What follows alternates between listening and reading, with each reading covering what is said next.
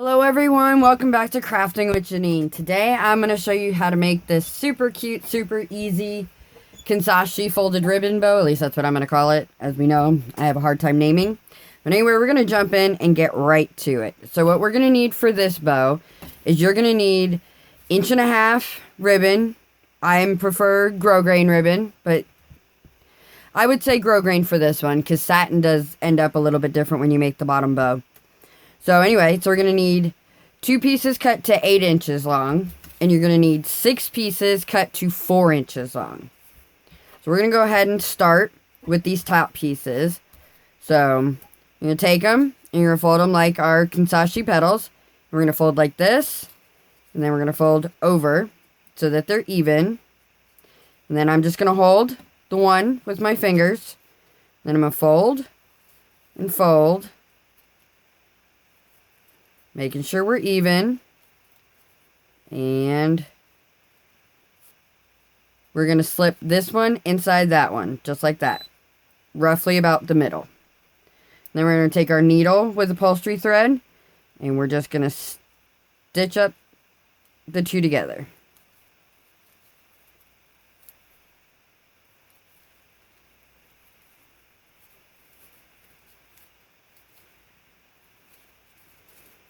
Just like that.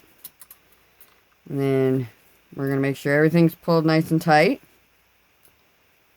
This is why we use upholstery thread, because we can pull and pull and pull and it's not going to snap on us.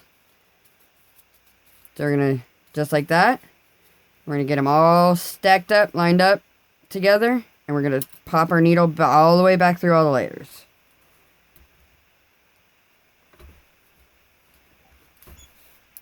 Let me pull that tight. And so this is what you want it to look like in front of you. So I'm just going to throw a knot over here in the back.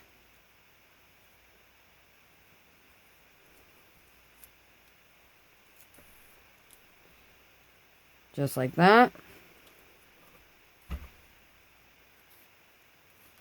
And then we're going to snip.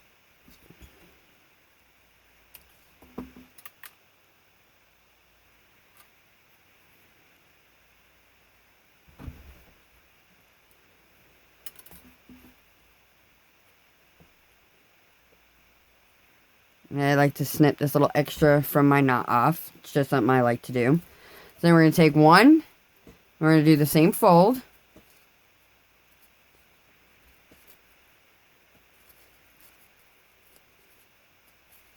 Just making sure it's even. And we're just going to stitch this one across.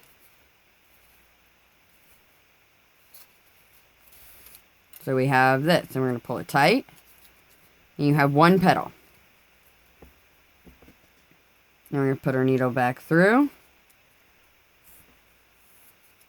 Pull it nice and tight. And throw a knot in the back.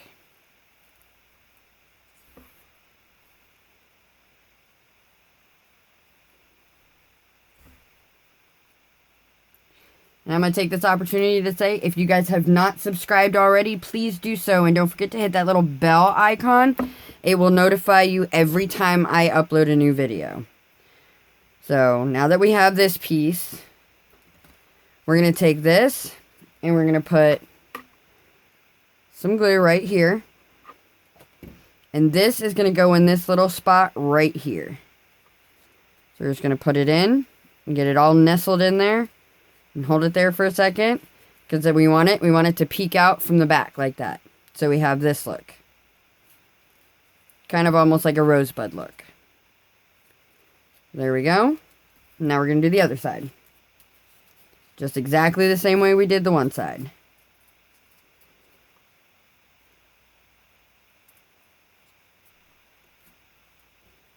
Oops, almost missed a step.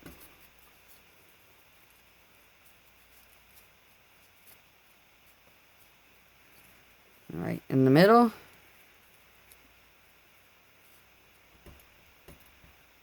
Now we stitch.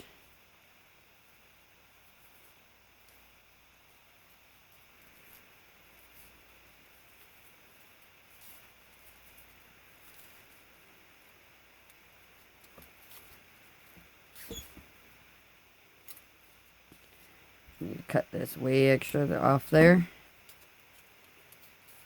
And then get them all tightened up and stacked up together, and we push our needle all the way back through. As you can tell, I use my board to push the needle so I don't stick the needle through my finger. Done that a bunch of times. Then we just throw a knot.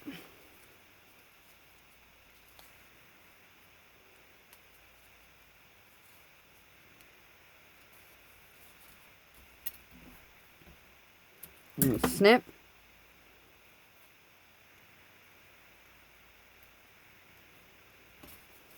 So we have that piece. Now we're going to do this one.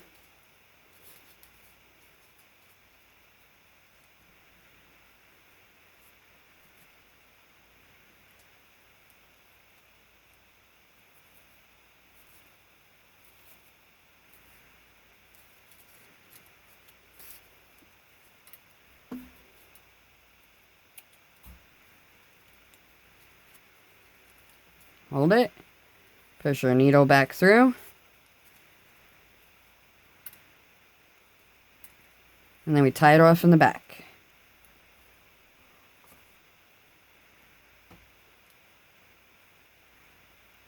Just like that.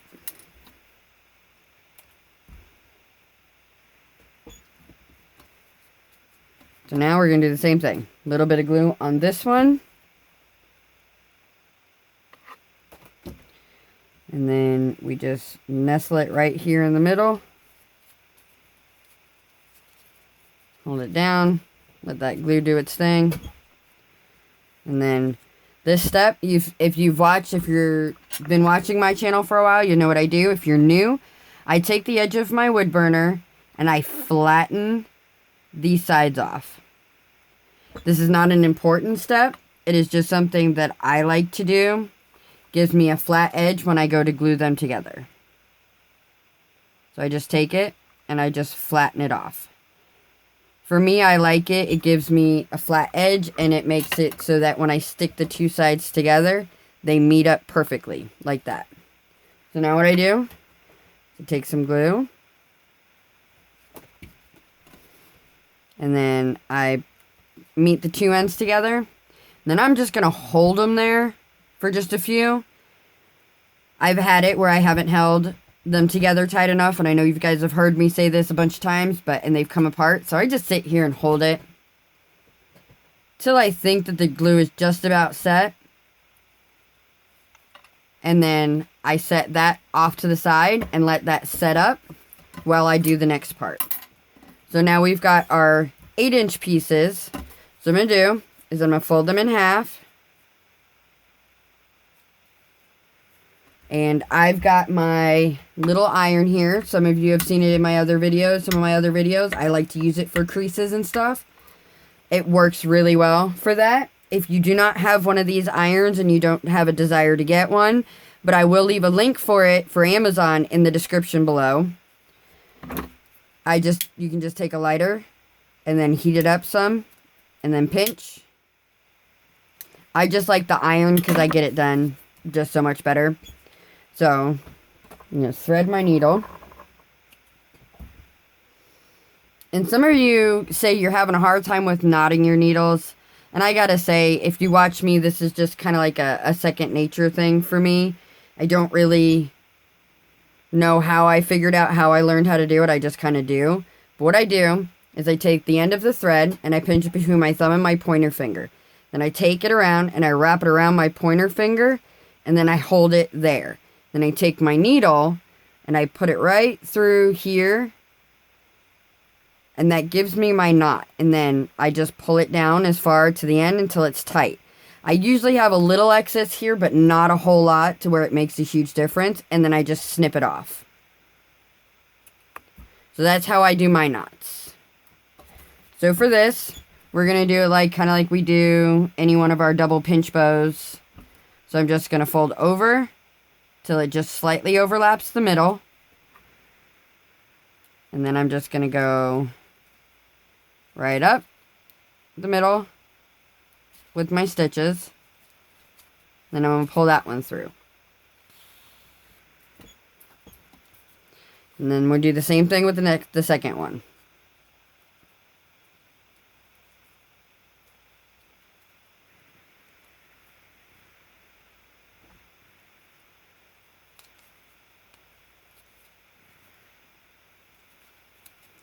Guys, if I go out of shot, I'm very sorry, and I know I've done it in a few of my other videos, but I kind of pay more attention to what I'm working on than my camera angle, so sometimes it happens, but I try my best to stay into shot. So then we just cinch it all up, and we wrap it around a couple of times. Make sure that we're in the middle. I always flip it over to the front because the side I was working on was the back. I always flip it over and make sure we're in the middle before I pull everything super tight. Because once you pull it tight and you sew the knot, you won't be able to adjust that bow anymore.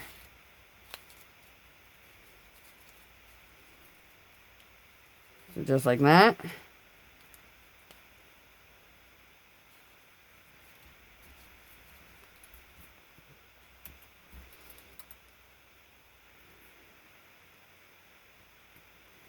And there we go.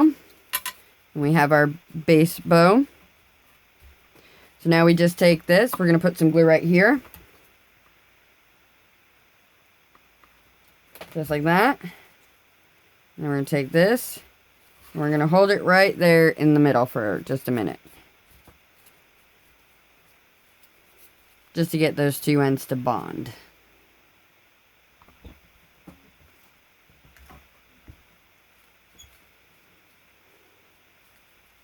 And there we go. And then we're going to take 3/8 inch wide ribbon. And we are going to wrap around our center. Now, I've said this a bunch of times before too. I wrap my center twice. If you don't prefer to do that and you just want to do it once, then that's fine by me. Or, well, whatever you prefer. This is just how I like to do them. So I'm just going to wrap. That's once. And that's twice. And then we snip, seal, and glue.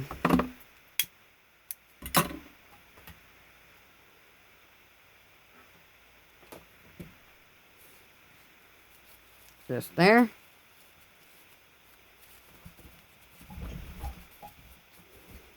And there we have it. So now we just add a clip. And I prefer to use these single prong alligator clips. I get mine from Sally's Beauty Supply. I like them best. They have a pretty good spring on the inside. So I've never had an issue with them. And lining them this way and with my non-slip grips, they never fall out of the girl's hair. So it's a double plus. So we're just going to go ahead and line the clip. Now, as far as my non-slip grip, I do have a video for that. I will leave a link in the description, as well as a link to the iron and my Facebook page and group, so that you guys can connect with me there. If you have any questions, feel free to message me on my page or put it out as a post in the group. Come join the group. And there's so many helpful ladies there that think just like I do, that are just there to help. No one's going to be negative or anything. Information is what we do. So please come by, share your work that you've done from watching my videos. I would love to see it. And please don't forget to subscribe to my channel here and hit the bell icon so that you know when I upload new videos. So I'm just going through and I'm lining. For me, I do it this way because I like it better. I don't like just laying it across the top. I always go in between my little pinch. And then this is the non-slip grip. Like I said, I have a video for that. I will link in the description below. You will be amazed on how easy and really inexpensive it is to make them. So there we go. I just do that. And then I always add my clips to where they go on from the right. It's just me. But I do it this way. Now, I know there's a lot of people who wrap their center wrap around the clip. I don't do that since I do add the non-slip grip. It affects it when I do that. But I can say I have never had a clip come off of a bow. Like, I do all of mine this way, and I can pull and pull and pull and pull. Like, if I pulled this really hard, I'd bend this clip before it released from the bow itself. Like, so, like I said, I've never had an issue doing it this way, but this is how I do it. And I hope you guys enjoyed this video, and don't forget to hit that thumbs up. YouTube likes to see the thumbs up. It shares our videos more by more likes and more engagement. And like I said, subscribe and hit that bell icon so that you know when I upload a new video. And in the description below will be the non-slip grip, the links to my Facebook page and group, and a link to the mini iron that I use. It is not necessary, but I will leave you a link in case you decide to get one. I hope you guys enjoyed this video, and once again, don't forget to hit thumbs up, and happy crafting!